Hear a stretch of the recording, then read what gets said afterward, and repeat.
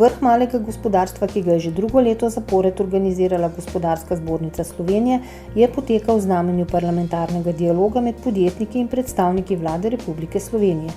Razprava je temeljila na agendi malega gospodarstva, naboru predlogov ukrepov za izboljšanje razmer, v katerih posluje malo gospodarstvo. Mislim, da je to zelo pozitivno. Vse ideje, stališča, mnenja, ki so tle izrečena, so zelo dobrodošla. Tu je veliko ljudi iz gospodarstva, veliko dobrih praks in to je zelo pomembno tudi za nadaljne ukrepe, ki jih pripravljamo na Ministrstvu za gospodarstvo. Gost upravnega odbora Gospodarske zbornice Slovenije je bil minister za infrastrukturo in prostor Samo Omerzel, ki se je z gospodarstveniki pogovarjal o prostorski zakonodaji, nujnosti naložb v energetsko obnovo stavb ter razbremenitvi energetsko intenzivne industrije.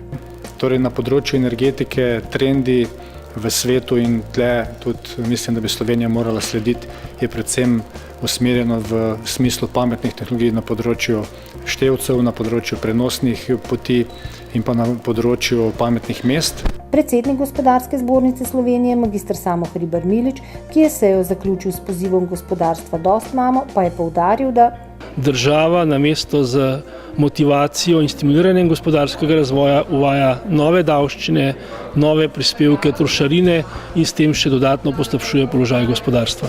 Ob Svetovnem dnevu varstva okolja je GZS že tradicionalno organizirala okoljski dan gospodarstva z naslovom Sklenimo osnovni krog, kjer so razpravljali o prihodnjih usmeritvah na področju učinkovite rabe virov, odpadkih kot virih surovin in pomenu upoštevanja vpliva proizvodov na okolje skozi njihov življenjski krog. Smernice so zelo jasne. Prebivalstva na svetu je preveč, virov je premalo, zato moramo z viri ravnati učinkovito. 3-mesečno izobraževanje so s svečano podelitvijo diplom zaključili slušatelji Akademije Inteligentna prodaja. V 6 modulih so udeleženci pridobili različna nova znanja in veščine za vzpostavitev sodobnega prodajnega sistema v svojih podjetjih. Iz izkušenj lahko povem, da sem po tromesečni udeležbi Akademije Inteligentna prodaja izboljšal svoj prodajni proces do te mere, da so se rezultati izboljšali za več kot 30%. Zbornica gradbeništva in industrije gradbenega materiala je v juniju pripravila 2 poslovni konferenci. Prva, ki je potekala v sklopu projekta Profili, je govorila o javno-zasebnem partnerstvu in projektih izgradnje. Rezultat projekta Profili bi bilo povezovanje podjetij na skupnih projektih. Gre pa predvsem seveda za te obmejna področja, sodelujejo italijanske obmejne regije in pa tudi slovenske obmejne regije. Po krizni socialni dialog v gradbeni panogi je bila tema mednarodne konference organizirane v okviru projekta Sodiko, na kateri so med drugim predstavili tudi prakso regulacije gradbene panoge s pri nas še neuveljavljenimi oblikami sodelovanja predstavnikov panožnih delodajalcev in delojemalcev. The social partners have a very important role to play because they know how the sector works and they know how to arrange things so that the right answers are given to the needs of the industry. Druga konferenca o ekonomski diplomaciji in internacionalizaciji je na GZS potekala 17. in 18. junija. Dvodnevni dogodek, ki ga je pripravil Mednarodni center za promocijo podjetij v sodelovanju z Ministrstvom za zunanje zadeve Republike Slovenije, Ministrstvom za gospodarski razvoj in tehnologijo in Gospodarsko zbornico Slovenije, je odprl Karel Erjavec, minister za zunanje zadeve. Katere so naše prioritete v gospodarskem smislu in sicer gre za Rusko federacijo, Kitajsko, Turčijo, Azerbajdžan, Kazahstan, Indijo. Podelitve priznanj najboljšim inovacijam v regijah so se nadaljevale tudi v mesecu juniju.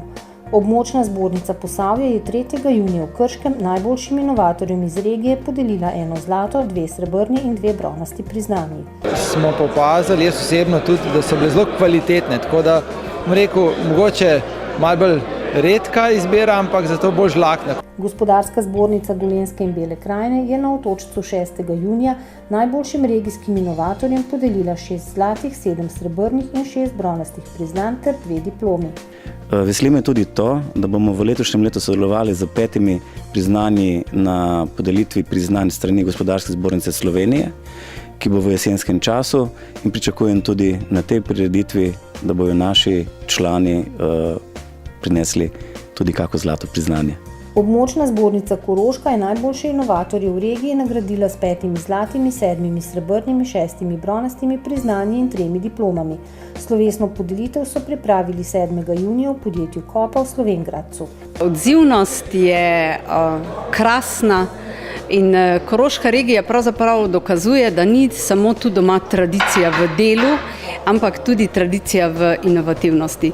Regionalna gospodarska zbornica Celje je 11. junija najbolje ocenjenim inovatorjem v celjski regiji podelila 4 zlate, 7 srebrnih in 3 bronasta priznanja ter 5 diplom. Posebno zadovoljstvo pa je, da predvsem tiste najboljše, ki so dobile zlato priznanje, so izjemno visoko tehnološko, kar 2 so na področju nanotehnologije. Območna zbornica za Severno Primorsko je priznanje najboljšim inovacijam v regiji podelila 13. junija v okviru 18. srečanja gospodarstvenikov Primorske. Inovatorji so prejeli 5 zlatih, 4 srebrna in 2 bronasti priznanji. Letošnje leto je bila 11. podelitev, imeli smo 11 inovacij.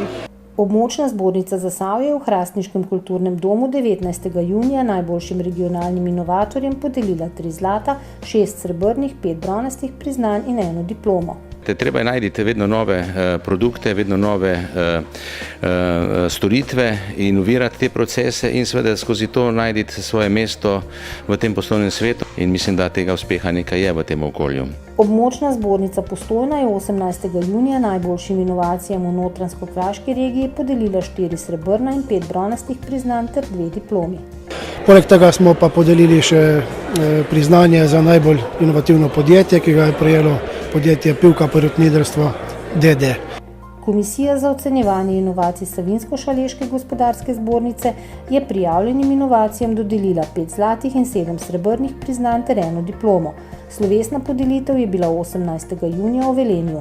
Da je dejansko Saša subregija, regija, kjer so inovacija, inovativna dejavnost pravzaprav neka konstanta, kar je za nas tradicionalno prepoznano. Štajerska gospodarska zbornica je najboljšim inovatorjem v Podravju 20. junija v hotelu Habakuk na Pohorju podelila 2 zlati, 8 srebrnih, 4 bronasta priznanja in 9 diplom. Še vedno je v prostoru dovolj pozitivne energije, dovolj želje in dovolj motiva, da se z novimi idejami seveda uspe. Najbolje ocenjene inovacije iz posameznih regij se bodo potegovale za nacionalna priznanja Gospodarske zbornice Slovenije. Slavnostna podelitev najboljšim inovatorkam in inovatorjem bo 17. septembra na Brdu pri Kranju.